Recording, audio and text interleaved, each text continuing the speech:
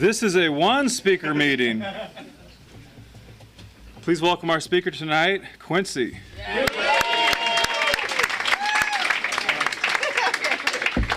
I'm scared for my life. Hi, my name's Quincey. I'm an alcoholic. I also dabbled in drugs, but I don't usually identify as an addict and an alcoholic because it's kind of like saying I'm a dog and a chihuahua. No need. No need. I want to thank Richard for asking me to come out. It is an honor and a privilege to speak in any meeting of Alcoholics Anonymous. When I got here, nobody wanted to know who I was, or nobody wanted to know anything about me. And the fact that anybody wants anything that comes out of my mouth is an absolute miracle of Alcoholics Anonymous. So I'm truly grateful. And thank you so much, Judith, for giving him my number. I also want to thank my two sponsees that came with me. I don't like to travel alone, so I always bring somebody with me, and that's one of the greatest gifts about this program, is that there's nothing I ever have to do alone ever again if I don't want to, and even if I do want to do it alone, they won't let me. So, so we always have that problem. Welcome to the newcomers. I hope you stay. I hope you hear something that you need to hear, and you stay. And if you don't, please go somewhere to another meeting and hear what you need to hear. Happy birthday to all the birthday people, and congratulations to the chip takers. I'll give you the important information first. My sobriety date is February 1st, 1988. I was 18 years old when I got sober for the second time. I just celebrated 20 years of sobriety, and my home group is the Just the Black Print Big Book Study Group in Sherman Oaks, and my sponsor is Linda J. And those three things are really, really important in my life, because those are the three things that keep me in the middle of Alcoholics Anonymous. When I first got to Alcoholics Anonymous the first time, I was not interested in the steps. I was not interested in having a sponsor. I was not even interested in going to the same meeting twice, if you really wanted to know. But I just knew that alcohol wasn't working for me, and I figured if I just went to enough meetings, I would be okay, Yeah, that didn't work. But anyway, I grew up in the Valley. Doesn't make me an alcoholic, but it helps. And I grew up in a family that was in the entertainment business. Again, doesn't make me an alcoholic, but it helps. And I had a great life. I had a wonderful life as a kid. My father, I'll just tell you, he designed album covers for very big record labels and very big artists, and so we always had drunk, naked musicians running around our house. And I didn't realize that what was happening at my house was very different than what was happening at your house. I thought everybody had drunk, naked musicians running around. I remember the first time I saw a grown man naked. I was 5 years old, and he had this tattoo on his ding-ding of a frog, and his ding-ding was the tongue of the frog. And I was so surprised when the rest of you didn't look like that, that it shocked me for years. But that was the kind of place that I grew up in. It was a lot of fun. There was a lot of partying. There was a lot of drinking. Drinking was just a part of everything. You know what I mean? My father was a wonderful alcoholic. He was the kind of alcoholic who you couldn't tell he was drunk. He had a constant blood alcohol level of 1,000 all the time. And so you didn't know he was drunk. He was just the same all the time. He was just always drunk. And as kids, we had these chores where he would take the beer cans that he had from the week, and he would line them down the driveway, and he would give me and my sister sledgehammers, and we would race to see who could squish the most beer cans. Didn't you have that at your house?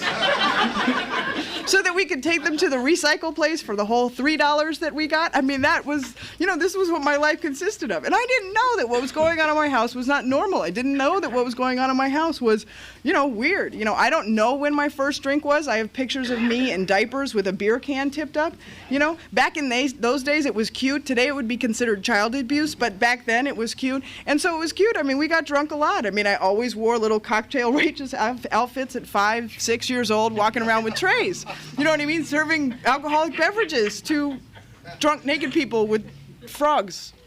And, and that was what my life looked like. And I thought it was great, and I thought it was wonderful. The guy with the frog, he was an amazing man. He was a great alcoholic. He was the kind of alcoholic who would pull up in the Ferrari of the day, and with a hot blonde, and he had all this beautiful turquoise jewelry, and he had really tight pants. It was the 70s, by the way.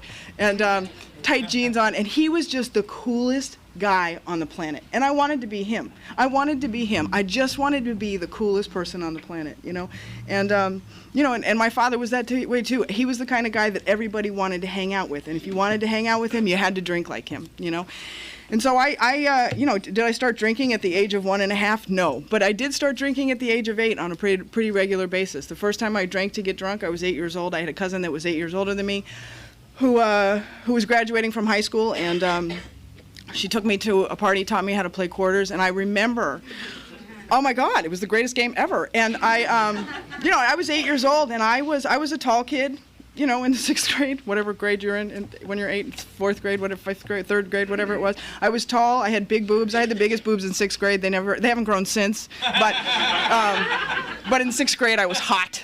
And they taught me how to play quarters. And I remember up until that point, the thinking that was going on in my head was so busy. Like there was a war going on in here that was constant. I was always thinking about, what are you thinking about me? Do you like me? Do I look good? Does my butt look good in these pants? Did I say the right word? Did I say the F word enough? Fuck. Judith did say I could fuck, so here's fuck. And, did I say, am I doing it right? Am I thinking? Do you like me? Do I like you? All of this stuff. I was constantly thinking all of the time about me and if you liked me and whether or not you were going to talk to me and whether or not, I was cool enough to hang out with you. And I was constantly thinking. And then I went to this party. They taught me how to play quarters. And I remember when the alcohol went into my system, all of a sudden, I did not care about you anymore. All of a sudden, that stuff went into my body, and all of a sudden, it didn't matter what you thought. I didn't care what your name was. I didn't care where you were from. All I wanted to be was in the quiet, And that's what alcohol did for me in a very early age. The big book talks about what makes me an alcoholic is not how long I drank, not what I drank, not how old I was when I drank, not where I drank, but what happens to me when I drink. And from the very beginning of my drinking career, the second I would take a drink, the drink would take me. That's what makes me an alcoholic. I cannot control what's going to happen once I start to drink. I could start doing drugs, I could throw up all over you, I could have sex with you, I could beat you to death, I could do all kinds of things. I have no control over what's going to happen because all that's important at that point is for me to keep this quiet, and whatever I have to do to get that, I will do. And from a very early age, that's what I did. So when I woke up in the alley across the street from Grumman's Chinese Theater at 15 years old, from a blackout, it wasn't terribly surprising, but it was the first time I'd actually woke up somewhere where I didn't know where I was. I was 15 years old, for crying out loud. I would wake up at home. I would wake up at a friend's house. I would wake up and usually know where I was. I loved blacking out. I drank to blackout. What's the point? I'm married to somebody who's a normal person. He has half a glass of wine. I'm like, what is the matter with you? You're wasting time and energy and alcohol, of all things, But I'm just that way. I like to drink, and when I drink, I just want to go. I just want to go, and I just want to go more. And that's what happens to me. I have a friend, Carl, who speaks a lot, and he says, when I drink, I get thirstier. And that's what happens for me. I could drink water, and I don't get thirstier, right? I could drink a case of water, and, I would still hate it. But if I drink alcohol, oh, man, all I want is more, So I did and went to places and did the kind of things that, little kids shouldn't be doing. My father, being the alcoholic that he was, ended up getting really sick from this disease, and my mother, I went home from a friend's house one day and called my mom and I said, how are you? And she said, well, your father's in the hospital and he has alcoholism. And I was 11 and a half years old, and I remember that day like it was yesterday because it changed my life. I had no idea what alcoholism was at that point, but it was something that it was big. It was a long word, and I didn't like it, And when we found out that my father was an alcoholic, that meant that my mother had to go to Al-Anon. And if my mother was going to Al-Anon, she was going to take me to Alateen. And I was like, oh, great, just one more place to go and be weird. You know what I mean? I just didn't want to do that, And I remember her taking me to this meeting. I was stoned out of my mind. It was the Thursday night Brentwood meeting, and I was sitting in the back seat with my arms crossed and my black eyeliner with the mohawk and whatever, and looking beautiful. And I remember pulling up in front of the church, and I looked out the window, and I saw the most beautiful boy I had ever seen in my entire life. I went to Alateen religiously for the next 7 years, and because this is a program of attraction rather than promotion. We don't really care what attracts you here, just stay. And so I did, and we would go and we would sit and we would talk about our parents' alcoholism and how messed up they were and this, that, and the other. And then we would go across the street to Vicini Foods and pimp beer and do exactly what they did, and it was great, and my mother, being such a mess because my father was an alcoholic and she was so focused on trying to get him sober, she let me do a lot of stuff that she probably wouldn't have let me do any other way. And she had no problem at 12, 13 years old giving me a couple $100 and putting me on the train and sending me to San Diego to the AA convention by myself. at 12 years old. It's not a surprise that I ended up drunk, butt naked, covered in shaving cream. That's what 12-year-olds do when you leave them alone in a hotel room. You know what I mean? But that's what my drinking does for me. You see, I demoralize myself the instant I take a drink because I don't care anymore. That's what alcohol did for me. All of a sudden, what I cared about would go away, and that was all that mattered. You know, I got sober the first time at 15 and a half years old, and like I said, I wasn't interested in doing the steps. I wasn't interested in getting a sponsor. Nobody is going to tell me what to do, okay? And I really, really believed that if I took the alcohol out of my system, that I would be fine, that was really all it was. I mean, if I'm an alcoholic, you just get rid of the alcohol, you're good, right? Right, okay, cool. So I would go to meetings, and I would go to meetings in Orange County on the weekends, and then I would come back to the Valley during the week and go to school, and I would have these two separate lives, which was perfect for an alcoholic like me because I'm not into anybody knowing my business, and I'm not into anybody knowing the truth. See, I'm a liar, I'm a cheat, and a thief, and so if I'm being honest and I'm going to the same place more than once, you guys are going to see right through me. Right? But if I'm going to different meetings and I got a whole life in Orange County and then I got a whole life in the Valley, nobody knows anything. So I could be Quincey here and I could be somebody else somewhere else. And that's the way I like to live because that way I got all this drama going on and I got all kinds of stuff and there's no accountability, there's no responsibility. Nothing means nothing and I can disappear like that. And that's the way I like to live, you know? But what happens for people like me when we live like that is we catch up with ourselves. Right? Eventually all of that stuff starts tumbling down, right? And all those walls and all that game I was running starts to creep in on me. You know, and I started copping resentments at people in Alcoholics Anonymous because I'm hanging out with you, I'm sleeping with you, I'm, you know, going to meetings with you, I'm going to coffee with you, I don't like you, you pissed me off. And all of a sudden, I'm talking myself out of Alcoholics Anonymous. All of a sudden, I'm thinking, I don't need you people. I don't need to be going to these meetings. You guys are sick. I don't need this. I am not this sick, you know? And I copped a resentment, and I walked away from Alcoholics Anonymous. And within 20 minutes, I was loaded, you know? Because if I really believe that, yes, the music of Alcoholics Anonymous is in the meetings, and this is where it starts. This is where everything in Alcoholics Anonymous starts. It starts in the meetings. But what I learn in the meetings is vital. And if I don't take what I learn in the meetings out into the world, then it's not going to matter. You know, I can sit in meetings forever, but meetings don't keep me sober. You know, they help. They help a lot. You people don't keep me sober either, but you help a lot, you know. And, you know, and I copped a resentment and I was gone. And I don't even remember the 6 months that I was out there. It was a blackout. I remember none of it. I didn't wake up on February 1st, 1988 and say, oh, I think I'll stay sober for the next 20 years. By no stretch of the imagination was that my plan, you know. My plan was I'm just going to get the heat off, I'm going to get my mom off my back, I'm going to get a whole new set of friends, and I'll just start all over again, you know, because that's what I want to do. I just want to relocate. I could never possibly be the problem. And if the problem really is me, then maybe it's just the alcohol, and if I just take the alcohol away, then I'll be fine, you know. My mom broke my door down a couple days later and said, you know, go to a meeting, you know, and I went to a meeting, and you know, and again, I started to hear the music of Alcoholics Anonymous, and once I was hearing the music of Alcoholics Anonymous, I started to feel better, and I started to get well, you know, and by 60 days, 90 days, you know, I was thinking, hey, I got this going on, I know how to do this, this is easy, I got it all figured out, you know. Ask any newcomer with 60 days, they got it all figured out, you know, and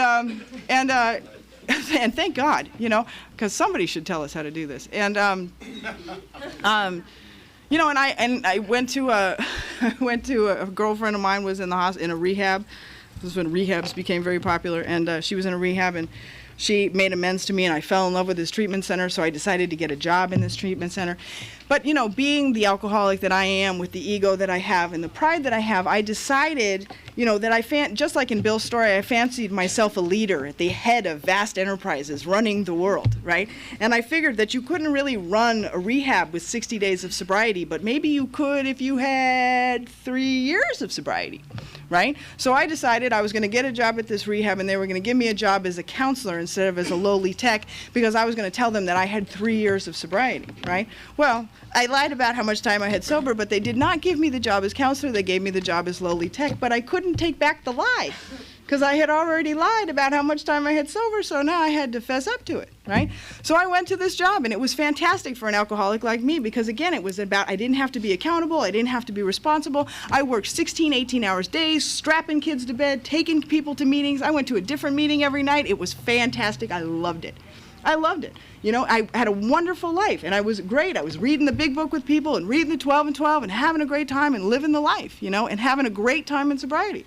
And then I came up on 1 year of sobriety, and I was like, well, I'm really excited that I have 1 year sobriety, but nobody knows that I have 1 year sobriety because they think I have 4. Because I just took a cake for 4 a month ago. I got a problem here. And I don't know if you think like me, but I think a lot, right? I think a lot. And I thought what I'll do is I'll go have a drink after work. I'm going to have 1 drink after work. That way, everybody will know how much time I have sober, and I don't have to get honest. That's fantastic. Isn't that a fantastic plan? I am so smart. I can't stand myself, right? But I don't know about you. I've never had one of anything. I've never had 1 potato chip, 1 cigarette, 1 boyfriend. Costco's my favorite place. My favorite all-time. You could buy 1,000 of everything there. It's fantastic. I've never run out of paper towels in my life. I love that, you know. So I've never had one of anything. So this thinking is insane, okay? But because I don't have a sponsor and because I'm not interested in running my thinking by anybody, I am committed to this plan, right? So I'm like, all right, I'm going to go to work. So I go to work and I walk in, and this girl I'd never seen before says, oh my God, you look like hell. I said, oh, thank you very much. And she said, what's your problem? And I said, well, I have a year of sobriety today. And she said, that's fantastic. I said, yeah, but they think I have 4. And she goes, oh, I understand your dilemma, you know? And I have to tell you that, you know, that was the first real spiritual, my first real spiritual experience was getting sober, truly. But that was the first time I had ever told the truth in my entire life. I like to lie. It's so much more exciting. It is so much more fun. And there's so much more involved, you know? The truth just seems so boring. But that was the first time I'd ever told the truth in my entire life. And I was so grateful for that because I told the truth. And from that point on, my recovery really began. You know, I can come into these rooms and I can go to meetings and I can sit in meetings all day long. You know what I mean? And I can get some of this by just being around here. But the truth of the matter is if I don't do the work, it's not going to stick. It doesn't matter. It doesn't matter. Meetings don't keep me sober. The people of Alcoholics Anonymous don't keep me sober. If anything, the people of Alcoholics Anonymous will give me more reasons to get loaded than anything. Right? I'm one of those people. I include me in that conversation. So, you know, so anyway, and I would love to tell you that, you know, it was happy and everything was wonderful and la la la, we went off into the sunset and everything was fabulous, right? But see, that job, what happened at that job? Well, that job, I fell in love, because I fall in love all the time, and I fall in love with the wrong people. This is one of my other problems. And, but I fell in love with a patient, and it's not good to date patients while you're working there. So I thought I'd just get another job, right? And because I don't have a sponsor, and because I'm not running my thinking by anybody, this sounds like a fantastic idea. So I quit my job, move in with the newcomer. The day we're supposed to move in together, he disappears. What a shock. I was so shocked, I couldn't believe it. Oh my God, how could he do that to me, right? And I had to get another job, and what do you do when you're a used up drug rehab tech? What do you do? You know, at 20, I was 20 years old. That's right, you go get a job as a stripper. That's fantastic. Because what else can you do, right? You see, I need love, I need attention, I need you guys to make me feel better about myself, so I'm going to go get a job as a stripper because that makes the most sense. Because again, I don't have a sponsor, I don't have anybody I'm running my thinking by. I'm running the show with what's going on up here, and wow, it's crazy. So being a stripper sounds like a fantastic idea, but what happens is I happen, right? And what did I do? I fell in love with somebody I'm not supposed to, right? When the girl who was the lead stripper at this club, she was my best friend. She decided to go join the circus, so I decided to hook up with her boyfriend. That's not ever a good idea. Never a good idea. I went from $1,000 days to $7 days. I need a new job, right? Because I have ruined my life one more time because my thinking takes over, and my thinking, it's for you. My thinking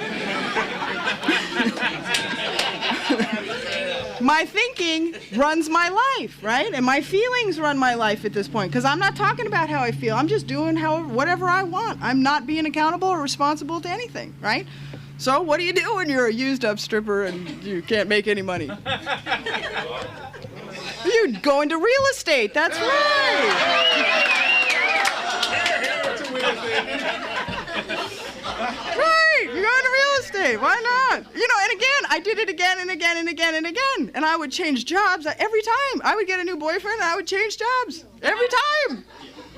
Because I'm not running my thinking by anybody. You know, yes, I had sponsors. When I would get into enough pain behind a relationship, I'd be like, oh, can you help me? You know what I mean? And they'd start to help me and they'd start to suggest that I should do something different. And I'd be like, yeah, I've had enough of you, thanks. I'm going to take care of this one on my own, thank you. And then I would get into the same amount of trouble, to the point where when I was 13 years sober, you know, at 8 years sober, I had met a man on the AA campus and fallen in love, because that's what I do, and that's what we do, you know. And he was sober, and we had a wonderful relationship, and it was happening while my father was dying from alcoholism, and he and I broke up 3 days before he died, and then he left and he married another stripper. I wasn't a stripper at the time, but he married a stripper, moved to Utah, got loaded, and when he was done with her, he called me and he came back, and I was like, oh. He loves me. He still loves me. He's loaded out of his mind. Oh, if he lives in my house, maybe he'll get sober. 12 years of sobriety. Because again, my thinking, my feelings are running my life. I'm not talking to you or anybody about how I think or what I feel. I'm just acting on what I think and what I feel, right? And my best thinking got me here. Duh. Right? So anyway, so he moves into my house. By the end of our relationship, I was 13 years sober. He was dealing drugs out of my house. Yeah. And, and I was madly in love. And let me just tell you that they will take us out way faster than we will bring them in here. Okay? So let me just be clear about that. And I was going to AA, and there was a lot of stuff going on, and people were judging me because I was in a relationship with somebody who was using, and how dare you people judge me, and, you know, don't you know, and blah, blah, blah. And all of a sudden, it was you guys' fault that AA doesn't work. AA doesn't work, AA doesn't work, that's it, I'm done. You know? And the woman who was my sponsor at the time told me to go to this meeting, and I went to this meeting, which is now my home group, and I walked into that meeting, and I was mad. I was pissed. I hated Alcoholics Anonymous, and I had said, if I don't hear something different at this meeting, I am not going back. Because meetings were not keeping me sober, and I was done. And I walked into this meeting, and it's the kind of meeting where they call on you, you know, and I'm sitting there with my arms crossed, with my anger face on, and the guy who led the meeting said, you, happy pants, share, you know. And so I shared, and I vomited all over this meeting about how much I hate Alcoholics Anonymous and how effed up you people are, and blah, blah, blah, blah, blah, and I can't stand this, and AA doesn't work, and you don't know what you're talking about, and blah, blah, blah, blah, blah. And I sounded like somebody who had 10 minutes sober, really, and I had 13 years sober. It was sick, sick, sick, sick. And, you know, and this man walked up to me, and he put his hand on my arm, and he said, Quincey, he said, AA is full of sick people. Do not expect them to act well. And I have to tell you, and it gives me chills to this day, when he said that to me, I knew that he was speaking the truth, because I've been the sickest person in the room and had the most time. I've carried the disease of alcoholism in these rooms for longer than I have carried the solution. I've been that person, you know, because I wasn't doing what they talk about here. Yeah, I was going to meetings. Yeah, I was making friends. Yeah, I was being of service, right? But I wasn't in the most important place. I wasn't in a big book. I wasn't reading the big book. I wasn't practicing the principles. I wasn't following the directions in the big book. I wasn't doing what the big book talks about. And I have to tell you that if you have alcoholism like I do, the treatment plan for alcoholism is in that book. It's not in my opinion. It's not even in my experience. It is in the big book of Alcoholics Anonymous. You know, and thank God for that. Thank God for that, because the first 164 pages of that big book have not been changed since they were written in 1939. And thank God, because it's worked for millions and millions of alcoholics. You know, and thank God. You know, the next person that walked up to me was the woman who would become my sponsor, and she said, Quincey, she said, I'm really good at column work, and if you want to get free of those resentments, I can help you. She scared the living crap out of me. Because she's the kind of person you have to be accountable to, you know? And so she gave me her phone number, and I walked up to the woman who was my sponsor, and I said, you know, I'm dying, I need some direction. And she said, well, I sentence you to this meeting. I don't know if you're an alcoholic like me, sentencing me to a meeting is going to do not a damn thing for me. Nothing, you know? Because I'd been going to meetings for almost 20 years at that point. I'd been around Alcoholics Anonymous for 20 years. And I was more resentful and more full of disease than I had ever been at any point in my life. See, this is a progressive disease. Just because I get sober doesn't mean the disease stops. It actually gets worse. It gets worse, which is why the longer I'm here, the harder I have to work. Way harder. You know, I'm working harder now, John knows, I'm working harder now than I have ever worked in my entire sobriety. Ever. But my life is better than it has ever, ever, ever been.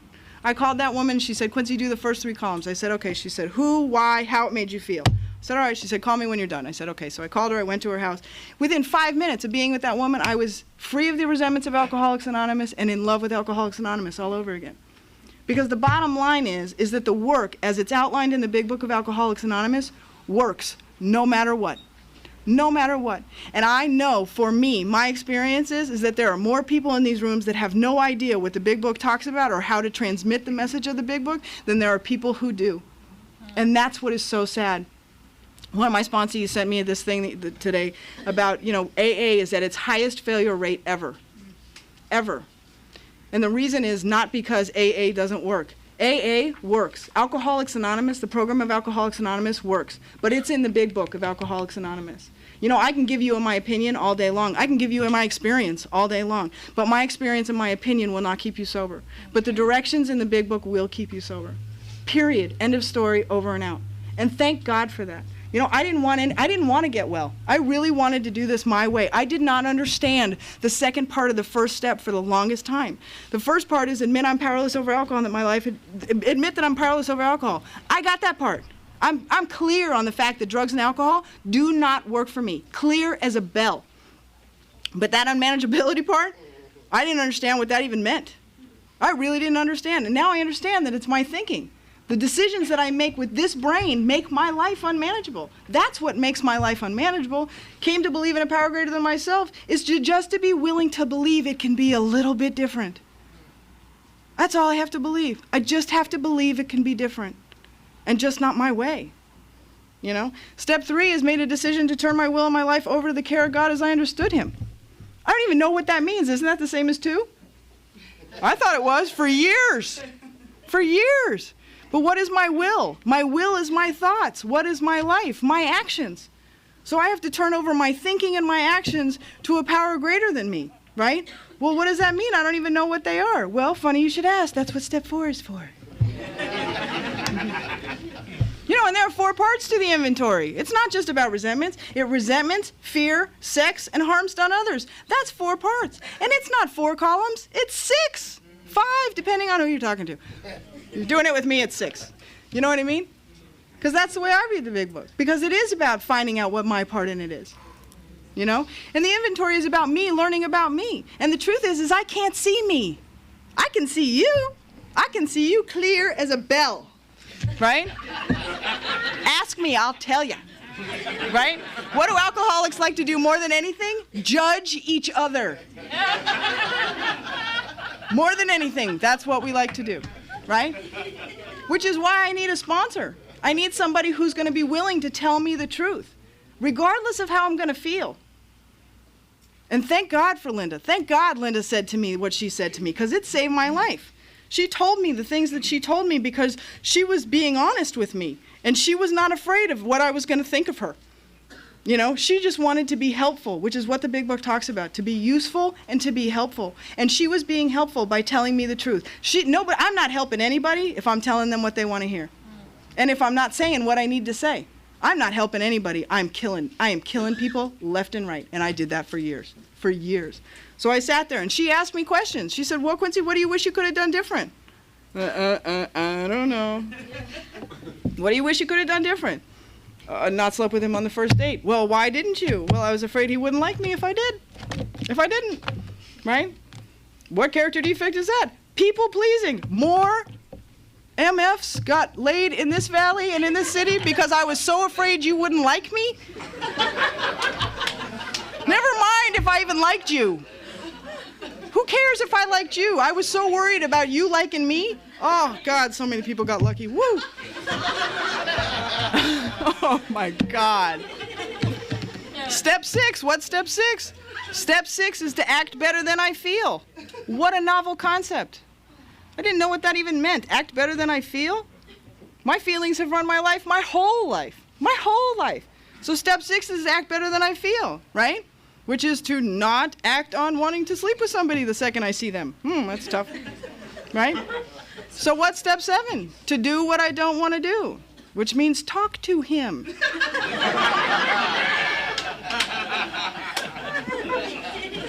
I don't want to talk to him, right? So that's step 7. Step 8, is in my inventory. There's a list. The list is in my inventory. Who do I owe amends to? Almost everybody, right? Right? And what is an amend? An amend is oh, I'm so sorry. I slept with your dog. That's not an amend. That's not an amend. An amends is, I was wrong for sleeping with your dog because your dog never had a chance. And I'm going to bathe and walk the dog every day for the rest of its life. That's an amends. That's making the wrong right. Because that's what it says in the Big Book of Alcoholics Anonymous, is to make the wrong right. And I don't always know what that is. I have to be told what that is. Step 10 is really just doing steps 4 through 9 on a regular basis. I live in my inventory with my sponsor. I live in steps 6 and 7. I'm always acting better than I feel. You think I want to answer the phone? Hell, you think I want to get in a skirt and come over here and talk to y'all? No. I would rather be up here in Uggs and sweats and have a hat on backwards or something. You know what I mean? Do I want to put on makeup? No. But I do. Why? Because it makes me feel better. And because the other thing is, the reason I wear a skirt is because if I'm standing up here talking about Alcoholics Anonymous, it better look like it works. It better look like it works, because you're not going to believe me if it doesn't. And I've learned that from being around here. Step 11 is to broaden my relationship with a power greater than me. When I got here, my higher power was the wave god, and thank God for that wave god, because it's visual, it's there, I can see it, I can go visit it, I can talk to it, and I understand it. And today, my God he wants me to be happy, joyous, and free, and that I don't know what that is. That I don't know what that is. And the second I start to think that I know what it is, I'm in trouble. Step 12 is the most important step of all. Because we carry this message to other alcoholics and to practice these principles in all of our affairs. You see, I believe that as speakers, we have a tremendous responsibility to carry the message of Alcoholics Anonymous. Not my message. I don't care if you like me or not. I do care, though, if you like Alcoholics Anonymous. I do care if you're interested in reading the Big Book. And I don't know if I've transmitted that or not. That's up to you. But the truth of the matter is my job as a member of Alcoholics Anonymous is to be an example of Alcoholics Anonymous. And the example of Alcoholics Anonymous that I am today came straight out of the Big Book of Alcoholics Anonymous, because somebody took the time to sit down and show me how to find myself in the Big Book, how to identify with my alcoholism in the Big Book, and how to find my solutions in the Big Book. And not only that, taught me how to pass the message on through the Big Book of Alcoholics Anonymous. That is the greatest gift somebody has ever given me. I sponsor a lot of people, I speak a lot, and I love my life because of it. I love Alcoholics Anonymous. If you are new, please, please stay. And if you are old and you are thinking about leaving, come talk to me. Because the truth of the matter is that Alcoholics Anonymous work. The fellowship will fail you on a regular basis. We are human, that is what we do. But the Big Book of Alcoholics Anonymous, as it is written in the Big Book in the first 164 pages, has not changed because it works. Because it works. The 12 and 12, there's no directions on how to take the steps, but there is amazing, amazing information in that book. Again, if you're new, I encourage you to go to a Big Book study. I encourage you to sit down with somebody and read the Big Book. And if they don't know how to do it, just sit there and read it to each other. The Big Book was written as a 12-step call so that we could stay sober with just that book in our hand. All I need in order to stay sober is that book, and then the willingness to practice the principles as outlined in the Big Book of Alcoholics Anonymous. I have an amazing life today that I never in a million years ever thought I was going to have. Never. But I wouldn't give it up for anything. Thanks.